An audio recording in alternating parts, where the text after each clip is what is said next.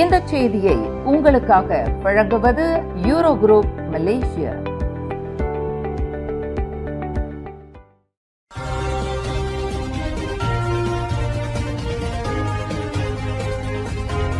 வணக்கம். திசைகளின் 5 மணி செய்திகள். அன்வாருக்கு எதிராக ரவுத்தர் தொடுத்துள்ள சிவில் வழக்கை நிறுத்தி வைக்க அப்பீல் நீதிமன்றம் உத்தரவு.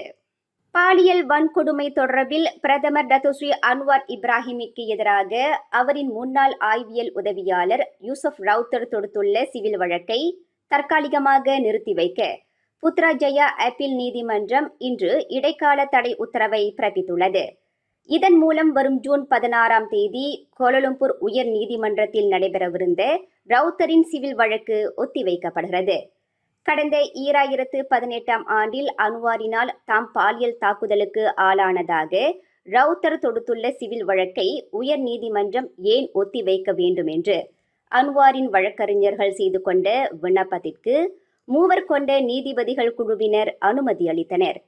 இதன் மீதான முழு விசாரணை வரும் ஜூலை 21ஆம் தேதி நடைபெறும் என்று நீதிபதிகள் குழுவினருக்கு தலைமையேற்ற அப்பீல் நீதிமன்ற நீதிபதி சுபாங்லியான் தெரிவித்தார்.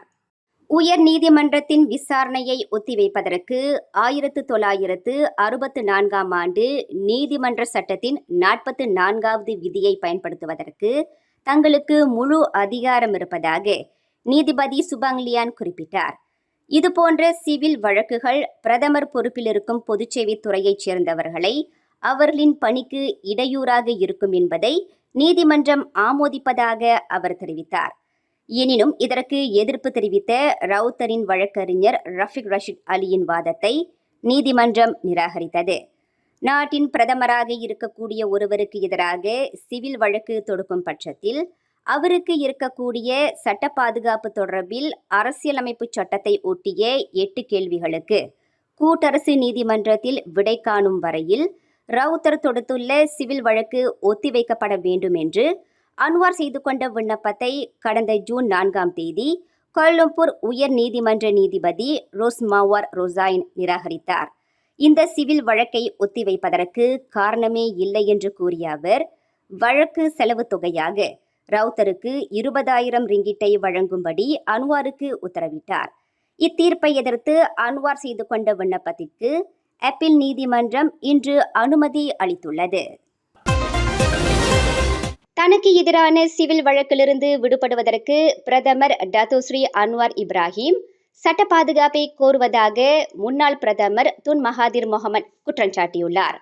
அன்வாரின் குற்றமற்ற தன்மை குறித்து தொடர்ந்து சந்தேகத்துடன் கேள்வி எழுப்பியுள்ள துன் மகாதிர், ஒரு நபர் இழைத்துள்ள காரியம் சரியா தவறா என்பதை நீதிமன்றம் மட்டுமே தீர்மானிக்க முடியும் என்றார். ஒரு சமயத்தில் சட்ட பாதுகாப்பு நமக்கு அரணாக இருந்தாலும் மற்றொரு சமயத்தில் அது கிடைக்காது என்றார். மற்றவர்கள் நீதிமன்றத்தில் தண்டிக்கப்படுவதற்கு முன்பே அவர்கள் பல மாதங்கள் தடுப்பு காவலில் வைக்கப்படுகிறார்கள். அவர்களின் சொத்துகள் பறிக்கப்படுகின்றன. சம்பந்தப்பட்ட குடும்பங்களுக்கு அழுத்தம் கொடுக்கப்படுகிறது. சுருங்கச் சொன்னால் ஒருவர் நீதிமன்றத்தினால் தண்டிக்கப்படுவதற்கு முன்பே அவர் தண்டிக்கப்பட்டு விடுகிறார். ஆனால் அது மற்றவர்களுக்கு பொருந்தாமல் உயர் நீதிமன்றம் அளித்த தீர்ப்புக்கு எதிராக மேல்முறையீட்டு நீதிமன்றத்தின் கதவு திறக்கப்படுகிறது என்று அன்வார் தொடர்புடைய வழக்கை துன் மகாதிர் மறைமுகமாக சுட்டிக்காட்டினார்.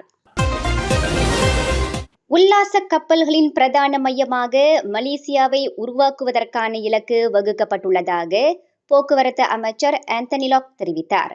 இதன் மூலம் உள்ளூர் சமூகத்தையும் பொருளாதார ரீதியாக நாட்டையும் ஒட்டுமொத்த அளவில் உயர்த்த முடியும் என்று அவர் நம்பிக்கை தெரிவித்துள்ளார். உல்லாச கப்பல்களின் பிரதான மையமாக மலேசியாவை உருவாக்குவது மூலம் அதிகமான வேலை வாய்ப்புகளையும் உருவாக்க முடியும்.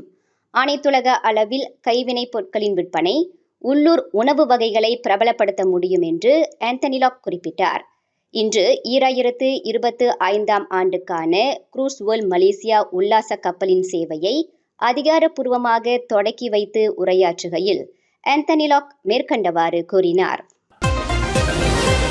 கடந்த மாதம் மலாக்காவில் உள்ள ஒரு நகைக்கடையில் கொள்ளையடித்தது மற்றும் கடை உரிமையாளரின் மனைவிக்கு காயம் விளைவித்தது ஆகிய குற்றங்களுக்காக இ-ஹெயிலிங் வாகன ஓட்டுநருக்கு மலாக்கா செஷன்ஸ் நீதிமன்றம் இன்று 5 ஆண்டு சிறை தண்டனை விதித்தது.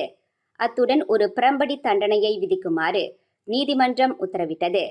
29 வயது மெல்வின் ஏன் என்ற அந்த இ-ஹெயிலிங் ஓட்டுநர் தனக்கு எதிரான குற்றத்தை ஒப்புக்கொண்டதைத் தொடர்ந்து நீதிமன்றம் இந்த தண்டனையை விதித்தது. கடந்த மே 22ஆம் தேதி காலை 11 மணியளவில் மலாக்கா தங்கா ஜாலான் ஜாவா கம்புங் ஜாவாவில் உள்ள தைக்வாங் நகைக்கடையில் அந்த இ-ஹெயிலிங் ஓட்டுநர் இக்குற்றத்தை புரிந்ததாக நீதிமன்றத்தில் தெரிவிக்கப்பட்டது. வட்டி முதலையிடம் 2 லட்சம் ரிங்கிட் கடனை வாங்கிய தனது காதலியின் கடனை திரும்ப அடைப்பதற்காக நகைக்கடையில் கொள்ளையிட்டதாக அந்த இ-ஹெயிலிங் ஓட்டுநர் நீதிமன்றத்தில் காரணம் கூறினார்.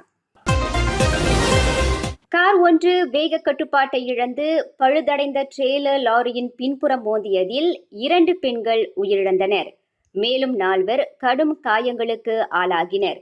இச்சம்பவம் நேற்று மாலை 6:15 மணியளவில் வடக்கு தெற்கு நெடுஞ்சாலையின் 168.5வது கிலோமீட்டரில் ஜோஹர் தங்கா அருகில் நிகழ்ந்தது. ட்ரெய்லர் லாரியில் மோதிய டொயோட்டா வியாஸ் காரில் 6 பயணம் செய்ததாக தங்கா மாவட்ட போலீஸ் தலைவர் ரோஸ்லான் முகமது தாலிப் தெரிவித்தார். 4 ஆடவர்களும் 2 பெண்களும் ஜோஹர் பாருவிலிருந்து மலாக்கா மெர்லிமாவை நோக்கி வந்து கொண்டிருந்த போது இத்துயரச் சம்பவம் நிகழ்ந்ததாக அவர் குறிப்பிட்டார்.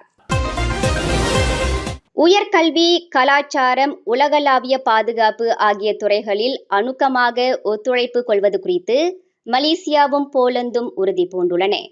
போலந்து அதிபர் ஆண்ட்ரே டுடாவின் அதிகாரப்பூர்வ மலேசிய வருகையொட்டி இரு நாடுகளும் இந்த உறுதிப்பாட்டை கொண்டுள்ளன.